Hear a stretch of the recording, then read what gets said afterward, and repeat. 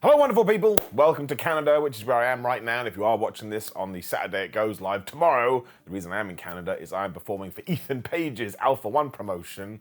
Now, I'm going to imagine some of you can't come to Ontario, but what you can do is you go subscribe to the Alpha One channel right now, and they are live streaming it free tomorrow afternoon in Canadian time. But even though I am out here, there is a big discussion when it comes to the Bloodline. So we got to talk about it. And of course that comes in the form in the sense that last night's episode of SmackDown, or this week's episode of SmackDown, was the last ever one that we shall ever get on Fox, at least for a little time being. And I actually thought the video WWE to say goodbye was very, very nice. That's how the departures of anything should always go. You don't need mudslinging, you don't need he said, she said, you said, and your nan said. It's much better when we could all be friends. That's why that song was existed. But, of course, it didn't mean the last ever Fox episode of SmackDown was the Bloodline pointing their fingers in the air. I believe the first one, the last shot was Brock Lesnar and Cain Velasquez, so let's definitely not go back to 2019. Now, I totally understand why WWE did this. Because they are moving back to the USA Network in the United States of America, you have to tell people, please tune in, which is why we're doing Cody Rhodes versus Solo Sikoa in a steel cage. And I'm sure Roman Reigns is probably going to get involved in that, because then Cody can be like, dude, can you stop doing this? Because Sikoa does have very valid excuses, and I am bored of talking about it. But I just kind of think that it was somewhat poetic, right? It's probably a little bit too hoity-toity, but you know what I'm talking about. I'd imagine that WWE did this because if you were going to take the best thing about SmackDown when it was on Fox, it was the Bloodline. Think of everything we've seen. Everything with Sami Zayn, the Jey Uso and Jim Uso when they left kind of a stuff, or the breaking when Sami Zayn was doing the whole you're too Usi or you're not Usi enough, or that wasn't very Usi. There are so many different things that you can take away from this. Even when the new Bloodline took out Paul Heyman, they took out Roman Reigns, Cody Rhodes becoming the champion and moving back across from Raw to SmackDown. I'm sure there's a bunch of things I'm not remembering. I mean, I don't want to talk about the dog food incident. I don't want to talk about Brock Lesnar beating Kofi Kingston in 8 seconds, which is still one of the dumbest things that WWE has ever done. But I would imagine this was a way to just underline it and say, thank you very much, Bloodline, I appreciate it, especially because we do move into 2025. They're all going to splinter off. I mean, we saw that on SmackDown. Cody said to Jacob Fatu, I will take you on, Jacob. So he was like, sit down, boy. He's going to have to face me instead. And at this juncture, Jacob, as he said very loudly, is still in love with Solo. But that's going to change. He's not going to be the tribal chief. And I would imagine when we get to WrestleMania, we're either going to do Roman versus Solo, or we're going to do Roman versus Jacob Fatu. Anyway, because we have seen this pointing to the skies over and over again, some people are now like, oh my gosh, I think that we have jumped the shark with the Bloodline. I don't think that's fair. Like, the way that WWE books at the moment is you get peaks and you get troughs. I do not mean troughs in a negative way. But, for example, at the last pay-per-view premium live event, Bash in Berlin, we didn't have all that much with the Bloodline. We gave it a little bit of a rest. Roman Reigns came back. He got taken out. We're giving it a little bit of a rest. So, when it is time to rev things up again, and once more you're trying to direct people to a brand new channel, I think the best thing to kind of do is send the same message out there that people are familiar with, because then you do get some kind of brain connection. You can kind of understand where the story is going to go. And the other thing I would ask you in terms of this episode of SmackDown, what else would we have ended with? Like, what else could there possibly been? You don't want Cody Rhodes standing tall, because again, that's not the way to tell the hero-villain arc. Roman Reigns was on the show, so you can't do anything like that. We did T. Grayson Waller and Austin Theory finally breaking up, but I don't think that's a main event thing for now, especially because, again, we need people to jump across.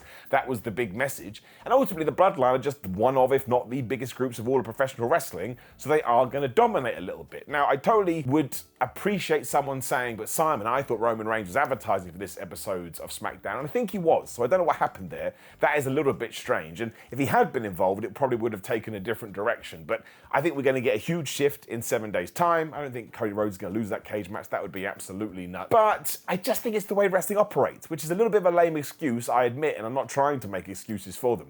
But when you do have 365 days worth of content, sometimes you do just have to chill out a bit. But like, well, we can't pull the trigger now, otherwise when we do pull the trigger, it's all going to fall on the floor. And I can't remember who this was, you have to forgive me, but it was a prominent name. They were kind of describing Triple H's era of WWE as building to the moments, which is what he kind of did in NXT. Do not forget, there was a lot of criticism to Paul Levesque's weekly TV episodic approach to NXT, because it's kind of like, here's some good stuff, and it's okay, a little bit boring here, boom, pay-per-view, absolutely massive. And for sure, that is what he is doing at the moment. But it's all logical, it all makes sense, and this whole time we have made new stars. Now, I'm going to forget people here, so I shouldn't be doing it, but I'm going to do it anyway. Obviously, Solo Sikoa, whether you like him or not, he feels like a bigger star. Jacob Fatu, going to be huge. We brought in the Tongans, they've done a really good job. Rhea Ripley, totally huge. Damian Priest, totally huge. Dominic Mysterio, totally huge. Now, there'll be other people that I'm not thinking of and other people on the cusp, and you can say maybe some people have gone the other way, like an Austin Theory. I see that sort of discourse all of the time. I just think he hasn't hit his breakup. I think is going to be good for him. I think Austin Theory is going to find his way. He's just taken a little bit longer longer than most, which is totally fine.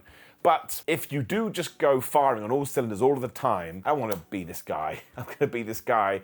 I mean, what he did didn't really make any sense. But you get Vince Russo booking. And Vince Russo booking, to me, just my opinion, if you liked it, more power to you, was, well, we should do something strange here, or a swerve, there's that word, because we haven't done one in a week. It's like, well, a swerve is only a swerve if you're not expecting the swerve. And if all of a sudden I start to expect the swerve, then actually the swerve would not be in the swerve, because I expect the swerve. And also, wrestling is just so much better when it makes sense. Like, again, a huge chatter on social media right now is, oh, it's so obvious. It was so obvious. Obvious in wrestling 9 times out of 10 is good. That is what you want. You want things to make sense. You don't want things to be 2 + 2 = potato. You want the good guy to be happy, and you want the bad guy to be sad. Also, it is just a moral play at the end of the day. You're meant to be telling, especially a younger demographic, don't be a dickhead, because somebody eventually will come and whoop your ass. But you can put more nuance in there. And then, sure, every now and then, you can have a little bit of a surprise. But I always try and watch SmackDown, Raw, and Dynamite in a little bit of a bubble, and I make my videos on ups and downs, subscribe to What Culture, and subscribe to me as well. And then I go and get everybody's opinion. And yeah, when the Bloodline had defeated DIY and the Street Profits in a very fun, entertaining match, I just thought to myself, oh, okay, that's kind of what I expected. And then I understand it's a very specific corner of the internet, but everybody's voices are valid.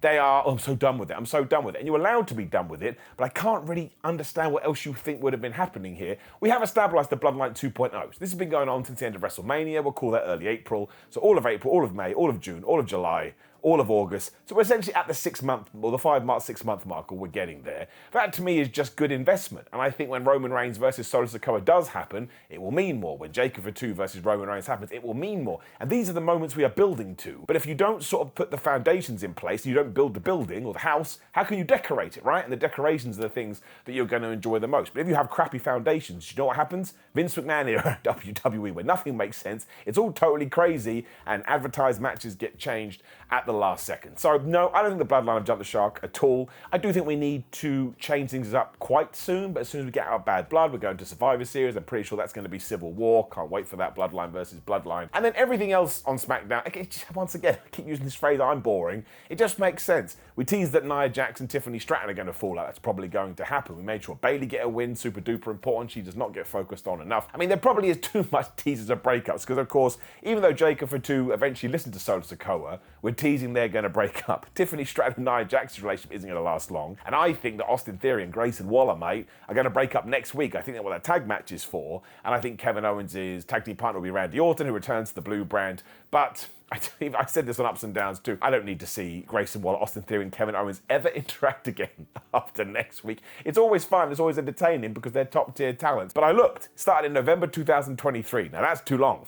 That's something that has jumped the shark, especially because we haven't really, it's almost like a crutch. We just fall back on it when we don't really have any other ideas. And I do not think that's been the way with the Bloodline. I think they've been far more specific with it. But I also think that Kevin Owens is my favorite modern wrestler, so he must have been doing something correct. And of course, on next week's SmackDown USA Network debut, we're getting the Pretty Deadly musical. Could go one of two ways. Could cement some people as fans for life, could chase some people away. I'm very pumped about it. And listen, LA Knight, Andrade, Carmelo Hayes, I assume that was the direction of Andrade and Carmelo. I was in the minority here, see it can happen. I actually thought their sort of back and forth in the ring was a little bit long-winded and didn't really work in the way that I thought it would. Like, you had Andrade speaking Spanish, and then LA Knight was like, I don't understand what you're saying, but I don't like your tone. I don't really think he had much of a tone. But look, I can't wait for Carmelo Hayes Andrade 5. I think the fact that it is sort of a best of 5, a best of 7, whatever we're going to stretch it out to, and it's been done organically or naturally, we didn't bang people over the head with this, is really super smart. And whoever does win that match is perfectly acceptable to go, well, of course they would get a shot at the United States Championship, but I still think LA Knight should win. LA Knight is just in his own crazy world at the moment, where he does have a quote-unquote secondary title, but he's consistently over. To be that consistently over, I don't care whether you like him, whether you don't like him, he is a super-duper megastar, and I think one day he probably will be the world champion. I think he'll follow a Damian Priest arc, but it just keeps going up and up and up. The dude is absolutely incredible. So I think it was more of a, just kind of there, sort of a smacker down. But yes, the big kind of thing was, what are we going to do with the Bloodline? I think you've got to wait till Roman Reigns comes back and inserts him in there properly. And I really don't mind Roman coming and going. I just don't. Now, I don't know what I'm talking about, I admit it, but I do like to think about the human side. He was diagnosed with leukemia that time, and I think he's had it for a great portion of his life. We don't know what he's dealing with in his day-to-day, so I think sometimes we just need to chill out a little bit. But also, it does mean when he does pop up, it feels like the biggest of all deals, and he's not the champion at the moment, so I don't think he's holding anything back, and I don't think any stories... I mean, the Bloodline story is going to be more beneficial when he's there, But we got the beats, and we got the nooks, and we got the crannies, and Bad Blood's in a month's time. I presume that we are going to get, CM Punk, Drew McIntyre, maybe Hell in a Cell, something with Rhea Ripley and Liv Morgan. Again, it'll be Bad Blood stuff, right? Damian Priest, Dominic Mysterio, and you always get this question every time we get to the end of the week. Oh, Raw is so much better than SmackDown. You rarely see people say SmackDown's better than Raw. And that's quite a testament to Raw because it is 3 hours. But I just feel like they invest more time. They invest more time. Everything has stories all over the place. I guess it just depends on what stories you like. And maybe because the Bloodline raised the bar so high, they were a huge reason why WWE got its popularity back. But it's always going to come in for more scrutiny. But no, I'm totally cool with it. Totally excited to see what we do with the Bloodline. I love the Bloodline. I'm a Solo Sikoa guy, though. Some people really don't like Solo Sikoa. And once again, you're allowed to have those thoughts in your brain. He just entertains me. And look, there's reports all the time that Jacob Fatu is going to be pushed as a super duper mega star, and maybe we kind of do get Solo Roman out the way, so we do Roman versus Jacob at WrestleMania 41, if that's what we're going to do, and I would have Jacob Fatu win. You could even get The Rock involved there to build The Rock and Roman Reigns for SummerSlam or WrestleMania 42, whatever the flub you want to do. But WWE is in a great position. I mean, we are way out from where WrestleMania was. We are through the summer, and their numbers are still pretty much exactly where they were, and that never happens. Usually it's a massive roller coaster when we leave the show of shows. And I always try and keep it simple, right? Did I enjoy Raw? Yes. Did I enjoy SmackDown? Yes, I did. I think 2 hours helps because it just zooms by, and again, even though we're going back to USA, it doesn't sound like we're going to push it up to 3 hours, which we should not do. So right now, I actually just think all of wrestling is awesome, especially this week. Again, I thought Raw is a terrific show. Drew McIntyre, CM Punk is in the running for Feud of the Year. Swerve Strickland and Hangman Adam Page burning down houses is my cup of tea, and then some. I learned that it's not some of your cup of teas on social media. So easy to wind people up. People don't understand I'm never serious on that app, but who cares? Maybe it's my fault to begin with. And like I say, SmackDown just zooms by, and I have a good time. And the Giovanni Vinci thing is interesting. Again, I really was split down the middle because there is the chaos side of me that loves it. It's way more interesting than him just beating Apollo Crews. What does that even mean? But usually when we do these things after sort of big build up, oh, haha, we got you, it doesn't actually work. And I can't actually think of a time when it has worked, especially because Ludwig Kaiser and Gunther are being booked way more simple than this. So I do worry about that guy, especially because he's bald and he's got a beard, so he's like my brethren right now. And I was quite a big fan of those vignettes. I thought they were funny. It's like, I'm Italian, I'm going to kick your ass. But at the same time, he was being over the top, and he was taking his time, and he was kissing women when he was getting into the ring. So maybe he got his just desserts, and maybe he does come back instantly with a more hardcore edge. I don't know. Same with Legado del Fantasma. They're in a weird position. Santos Escobar seems to be well happy, but also unhappy at the same time. But listen, there are so many people there that I've just talked about, and we can continue to move the chess pieces around. And look, when we get to 2025, Netflix, USA Network, they're all going to be moved around, and that could open the door to somebody else. And of course, once we do go to streaming, or streaming more seriously, Rumble's here, then it's WrestleMania, and then I think any kind of lull you believe WWE does have is going to vanish very, very quickly because we always go big for WrestleMania. This one is going to be huge. In Las Vegas is very, very exciting times. I just think wrestling's in a great place right now. NXT is doing great numbers. Finally, that's a proper star-making factory, which is the idea. TNA is selling out its buildings, which is totally wonderful too. And again, as I'm talking to you, the AEW All Out pay-per-view is this evening, and Tony Khan, I think either before or after the Collision tapings, was all like, oh, I think we're going to be on TBS and TNT for a long time, which probably means they have sorted out the deal with WBD. This is what we want for wrestling. Don't care if you're a WWE guy, an AEW guy, whatever kind of a guy or girl that you profess to be. More money for wrestling, more television on screen. I'm not saying this is the only reason, but a huge reason why WWE got so hot is because there was competition in the market, and they're like, well, we need to separate the two, which they absolutely did do. But if AEW can go for another 5 years, there's no two ways about it. You can argue it may be a different metrics, but the main metric, it'll be more successful than WCW, which is just true and absolutely crazy. Listen, I love WCW, even the year 2000, which may be the worst 12 months for any wrestling promotion in the history of the world. So right now, I think I'm on cloud 9 when it comes to wrestling. I always think back to 2019 when the Fox era started. It was pretty bad, man. It was pretty rubbish, and the whole Roman Reigns thing was falling down the toilet. Then we had to go through the pandemic, man.